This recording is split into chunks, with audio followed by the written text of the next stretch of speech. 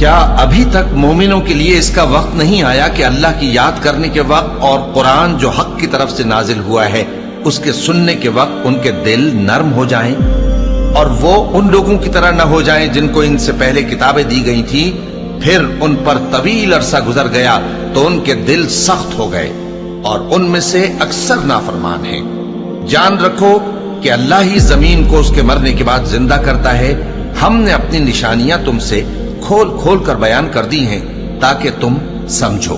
جو لوگ خیرات کرنے والے ہیں، مرد بھی اور عورتیں بھی، اور اللہ کو نیک نیتی سے قرض دیتے ہیں، ان کو کئی گنا ادا کیا جائے گا اور ان کے لیے عزت کا صلہ ہے۔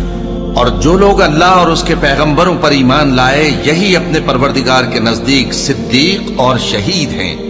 ان کے لیے ان کے اعمال کا صلہ ہوگا اور ان کے ایمان کی روشنی بھی ہوگی۔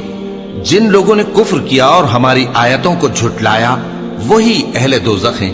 جان رکھو کہ دنیا کی زندگی محض کھیل اور تماشا اور زینت و آرائش اور تمہارے آپس میں فخر و ستائش اور مال و اولاد کی ایک دوسرے سے زیادہ طلب و خواہش ہے۔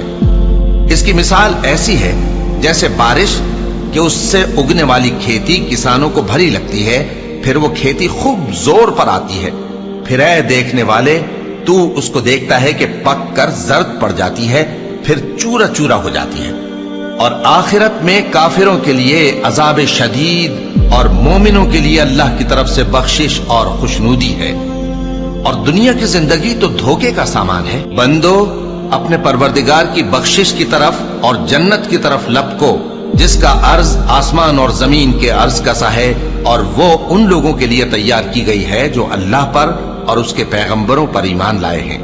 یہ اللہ کا فضل ہے، جسے چاہے عطا فرمائے، اور اللہ بڑے فضل کا مالک ہے۔ کوئی مصیبت زمین میں اور خود تم پر نہیں پڑتی مگر پیشتر اس کے کہ ہم اس کو پیدا کریں، ایک کتاب میں لکھی ہوئی ہوتی ہے، اور یہ کام اللہ کو آسان ہے۔ تاکہ جو فائدہ تمہیں حاصل نہ ہو سکا اس کا غم نہ کھایا کرو، اور جو تم کو اس نے دیا ہو اس پر اترایا نہ کرو۔ اور اللہ کسی اترانے اور شیخی بگارنے والے کو دوست نہیں رکھتا۔ جو خود بھی بخل کریں اور لوگوں کو بھی بخل سکھائیں، اور جو شخص روگردانی کرے تو اللہ بھی بے نیاز ہے، لائق حمد و ثنا ہے۔ بے شک تمہارا پروردگار جس کی روزی چاہتا ہے فراخ کر دیتا ہے، اور جس کی روزی چاہتا ہے تنگ کر دیتا ہے۔ وہ اپنے بندوں سے خبردار ہے اور ان کو دیکھ رہا ہے۔